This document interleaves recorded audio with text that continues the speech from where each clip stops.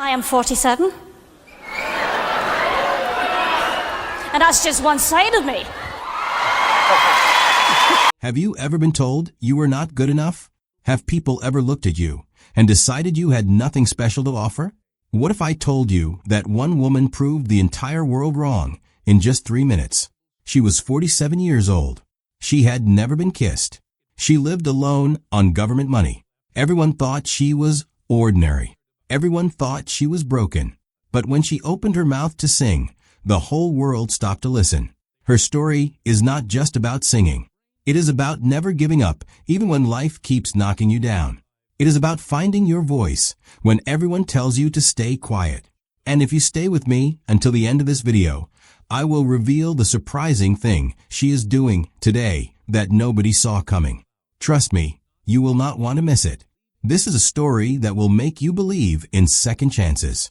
So let's dive in and discover how an invisible woman became unforgettable. A childhood misunderstood. In 1961, a difficult birth in Scotland led doctors to make a diagnosis that would define a young girl's entire life. They said she had brain damage from oxygen deprivation. For nearly 40 years, she lived believing this label, never questioning it. Growing up poor in a crowded household, she always felt different. Social interactions that came naturally to others remained a mystery to her. Bullied at school and abused at home, she learned to make herself invisible. This became a survival strategy that would last for decades. But the doctors were wrong. Later in life, proper testing revealed the truth. She had Asperger's syndrome, not brain damage. Even more surprising, her intelligence was actually above average. Everything suddenly made sense. Her social struggles were not limitations. They were just a different way of experiencing the world.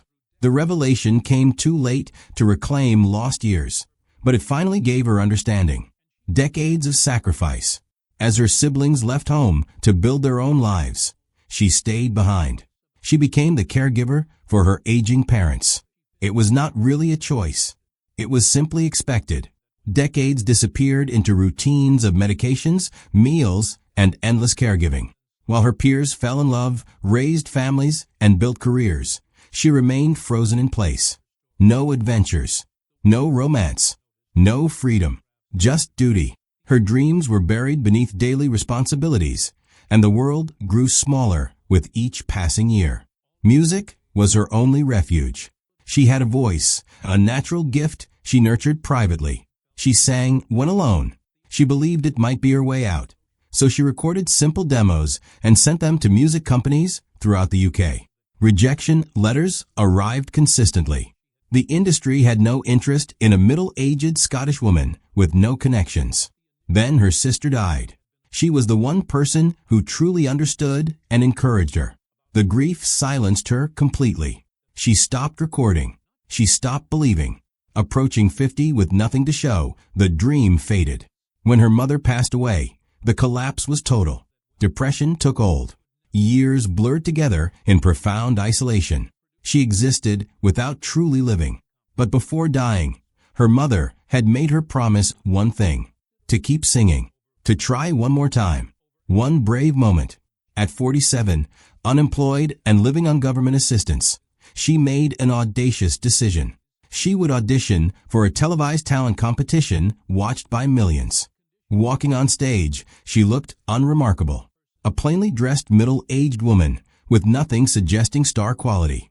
The audience made instant judgments, dismissive glances, barely concealed smirks. When she mentioned being 47 and never having been kissed, they laughed. Then she sang.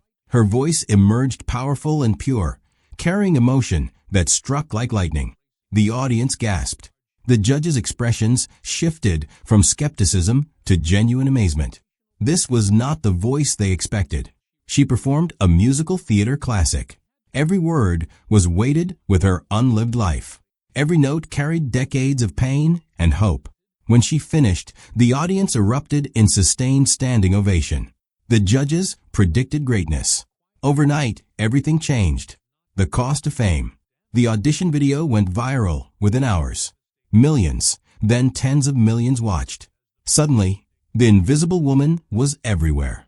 news programs, talk shows, magazine covers. For someone with autism and decades of isolation, the attention was terrifying. Cameras followed constantly. Reporters shouted questions. Social demands never stopped. She advanced through competition rounds, but behind the scenes, she was falling apart.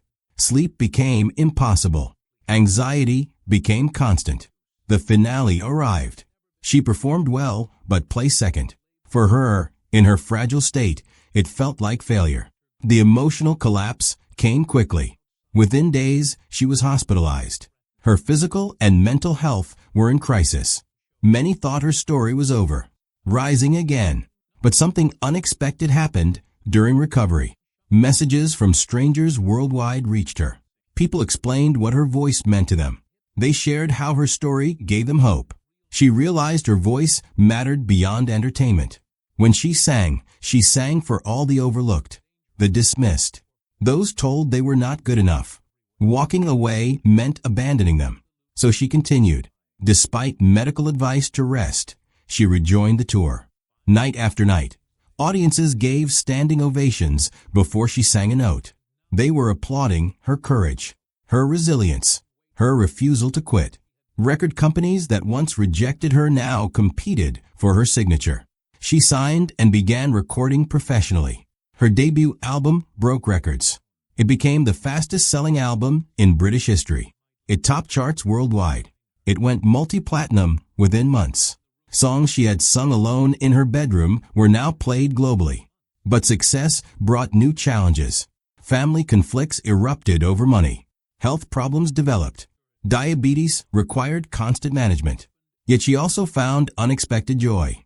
Her first romantic relationship at 47. A quiet love built on understanding. The final test. In 2012, a stroke struck without warning. It threatened to take away her voice forever.